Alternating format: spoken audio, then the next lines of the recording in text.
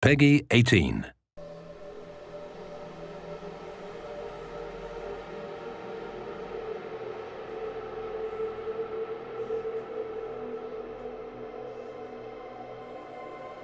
Hey everyone, I'm Joel Leschler, a producer from 2K Australia. Hi everyone, I'm James Lopez, producer at Gearbox Software. And we're here to show you a walkthrough of our E3 demo for Borderlands the Pre-Sequel. Hope you enjoy it. Alright, so we're actually going to be playing through as Wilhelm during this playthrough, and we're selecting his action skill now, which is his ability to spawn these two drones, Wolf and Saint. Wolf is an attacking drone, while Saint is more of a buffing regen drone. We're going to go down the Cyber Commando skill tree. This one's really cool because if fans remember Wilhelm from Borderlands 2, he was just a giant loader with a human head on top. But in this game, it's his origin story, and he starts out just as a man. But you have the ability by going down this skill tree to start turning him into that giant robot that he was in Borderlands 2. We're selecting the Power Fist skill here, and you'll see that they actually replaced his arm with this robotic one. This one's really cool because it will deal extra melee damage, and you can actually attack enemies from further away. And if you look at the Shock Absorbers one, which replaces his leg with a robotic leg, this allows you to shoot and reload while you're sprinting, which can come in really handy. The Meteor Slam is also really useful because the butt stomp or ground pound or slam or whatever we're calling it today is really, really powerful in Borderlands Pre-Sequel. When you're playing in low gravity, you're able to do this huge amount of damage when you slam down to the ground. And that's about all the skill points we can use right now, but we're pretty close to leveling up again. So when we do, we're going to show you the Vengeance Cannon, which is Wilhelm's capstone skill inside the Cyber Commando tree. Yeah. We have a look here, we actually just shot an air geyser, and when these are shot, they shoot out this oxygen which replenishes your Oz kit, but it also propels you up in the air. And the higher you get, the more damage you can do from your butt stomp. So if you hold that crouch button, you slam down on the ground, you deal this huge amount of damage to enemies on the ground. Yeah, geysers are a great way to do a slam immediately instead of having to kind of like prime yourself for it. You can hop on one of those and just immediately move off it and slam someone into oblivion if you want to. Here's another example of how the levels are drawn by low gravity in Borderlands the Pre-Sequel. You're able to do these massive leaps and bounds, and really you have a lot more freedom as a player. The scope of travel has increased so much. And we're able to use the air boost by venting some oxygen. You're actually able to go even further by propelling yourself forward or even higher. Yeah, and it's cool that we have these abilities. They obviously come with some cost on the oxygen meter, but we give plenty of ways for you to get that oxygen back. You know, we've got oxygen canisters that drop from when you kill enemies. We have the air geysers. We have other like cracks in the ground that air can come out of. They won't give you that jump, but they will give you back your oxygen. We also have oxygen generators. And even like certain Oz kits will allow you to create an oxygen bubble whenever you do a slam attack. Now these enemies that we're fighting at the moment, the Kragans, they're some of the moon beasts. They're essentially these moon rock monsters, but because this is Borderlands, they absorb elemental attributes as well, and these ones have absorbed cryo damage. We have a lot of liquid methane around this area of Elpis, and they've kind of inherited those abilities, and they're kind of doing cryo damage towards you. But you have the ability to kill them, but what's really interesting about these guys is when you kill them, they actually shatter into two smaller Kragans. Yeah, so you might start off one-on-one and feel like you've got a pretty even fight, but as they break into smaller groups and become more numerous, you might have a really big fight on your hand. Alright, why don't we try and show off Wolf and Saint here, Wilhelm? Alright, so Wilhelm just deployed Wolf and Saint. Those are his two drones. Wolf is going to go out and cause some trouble. Saint's going to stay fairly close by to replenish Wilhelm's shields as they ever drop. Now, our Wilhelm player is pretty pro, so you know, might need to get a little bit of a more challenging fight for him. You can see these beautiful ice particles. With the new cryo element that we brought into the game, you can freeze and shatter any enemy, and depending on which angle you attack these guys from, they're actually going to float off into low gravity in that direction. If you slam down an enemy while they're frozen, you're actually going to split them in half and watch their ice chunks float off. Yeah, that's really cool because the way that they shatter is always kind of customized to like whichever way you hit them. So it never really gets old. It's always different each time. It's really fun. Now, our current objective in this particular level is to redirect some liquid methane. We need to get to the Drakensberg, which is this derelict Dahl ship, where we've been informed there's a military AI that we can use. Jack wants to build up this robot army. He needs this military AI to use it. So we're currently trying to redirect this methane to cool off a lava river. Now, we were just fighting in the Kraken, but over here you can actually see that some of the scavs are actually riding them, which you know, you gotta watch out for because you have two enemies attacking you, and whenever you kill one of these Kraken riders, you might get a couple of little Kraken riders coming out of them. You see, Wilhelm was also using these jump pads, so along with the oxygen geysers, we have these Dahl jump pads which are placed throughout the levels, and some of these shoot you straight up into the air, and other ones kind of propel you really far forward. Again, if you manage to chain some of these together, you can get really, really high and do a slam which does a massive amount of damage. Look at some of these guys, you'll see that some of these scavs have this sort of orange bubble over their head. That's their oxygen bubble. That means that if you crack that bubble, then they're going to take oxygen damage because they're not able to breathe. Which is a really cool way because you can kind of do a hit and run. You don't have to worry about necessarily about finishing them off if you're taking too much heat. You can just wait for them to asphyxiate.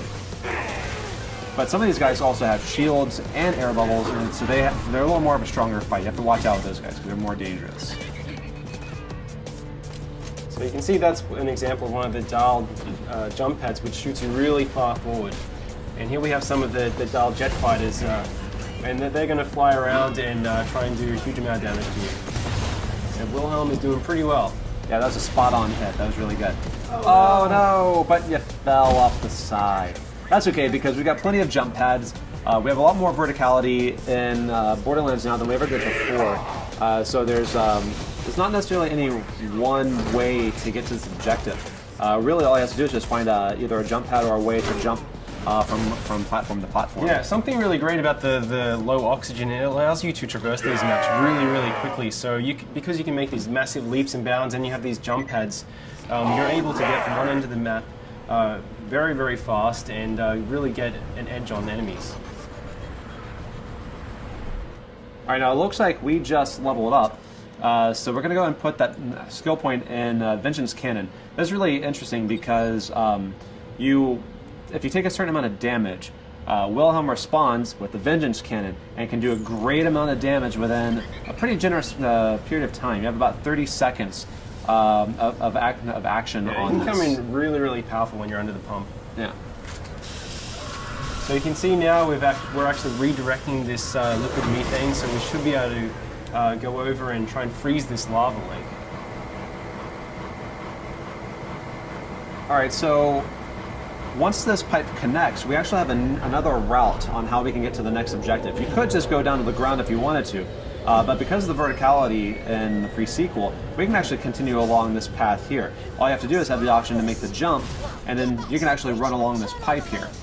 So there's plenty of ways to explore this map and get to pretty much anywhere you need to get. Yeah, it's really cool as well. Our level designers have built the map so, especially when you're playing co-op, you can have each player, they can approach each of these sites from different angles. So we could have taken that pipe all the way along while Athena went down via the ground and went over to the via the jump pad. Yeah, people that are especially fond of sniping should keep an eye out for these kind of opportunities because you get a superior angle from which you can snipe off those oxygen bubbles or just do just a bunch of damage in general. Yeah, absolutely. So we're going to continue along this way, and Athena's going to continue on the ground, and they're both getting that. She's going to jump across this chasm here, and we're going to get on to the next big fight. Yeah, we should be able to ambush these guys by taking them from two different angles. Once Wilhelm, finds a way to jump over this. There we go. All right, so in this area here, we've got some jetpack scavs. We also have some guys that are on foot. They actually see a scav that Athena just killed just flying off in the distance. And he'll go on like that for quite some time. Yeah, if he still has any life left in him, he's getting pretty beautiful. Oh, yeah. Awesome. Oh, no. Athena's down. Hey, Wilhelm, why don't you go ahead and revive her using the oxygen? Yeah. So you kind of have these cool tactical decisions. You can revive your downed players faster with oxygen than if you just do it the normal way. But that obviously comes at a cost. But sometimes it's really good to get them in the fight faster. Beautiful. And you can see we have these jetpack scabs, so all of the enemies on Elpis can take advantage of the low gravity just as much as you can.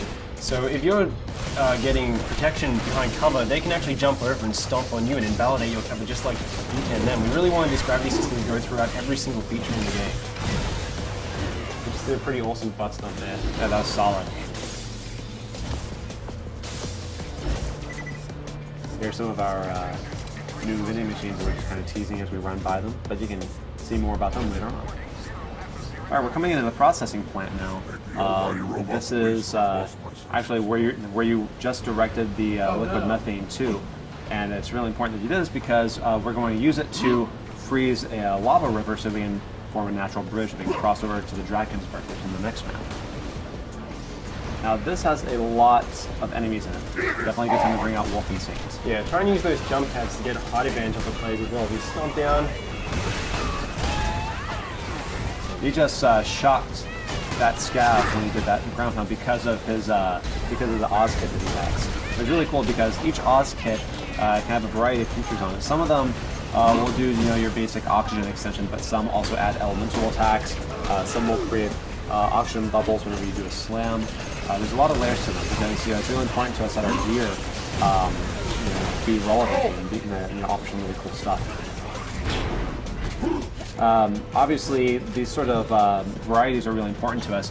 Whenever we added the ice elemental, this also is represented across all gear items. So you've got it in shields, you've got it in grenade launch, you've got it in guns, and we also have lasers. Lasers support all the elementals, so we've added even more bazillions of gear. Yeah, you can see right here we have an ice laser. So we're able to shoot this beam, this kind of freeze ray, and then we can butt stomp and hopefully shatter this guy. Getting close. Nearly. Uh-oh. Remember, the higher you get, the more damage you're going to do. So, very close. Can you just take out kill? Yeah. That's okay, though. It's always next time. So it looks like we cleared out the enemies here. Let's try and get that methane onto the lava river. Sir, I've got my best people working. It is Borderlands though, so you always have to loot. That's right. Let's take all of them over. Who the hell is Ninja. that? That is the 10-year-old boy we hired to help us. You're fired, John. You can see the Drakensberg out there in the distance, so that's our objective. We want to get to this crashed Dahl ship to get this military AI. Once we get that military AI, Jack can put into the loaders, which up until this point have been useless. They're just construction bots, basically. But once we put the AI in them, we'll be able to weaponize the loaders and reclaim Helios, which is the moonshot facility. I need you to dump the methane from the reservoirs into the lava. We'll create our own path by cooling it off. This is gonna be ace. The lake should be safe now. Let's get to the Drakensberg so you success. can find that Let's make AI. our way over to the Drakensberg. Lads, looks like we're going to have guests over. The kind the bosun wants dead as quickly as possible. Of course, won't Borderlands be without a bunch of big baddies to have to fight? Yep, they just get bigger and bigger. I really like that he's an ice dragon, but he also has lava inside of him. Yeah, I see that all the time. Yeah, it makes sense. All right, guys, and that's our E3 demo. We hope you enjoyed seeing it. Please stay tuned for more pre-sequel news.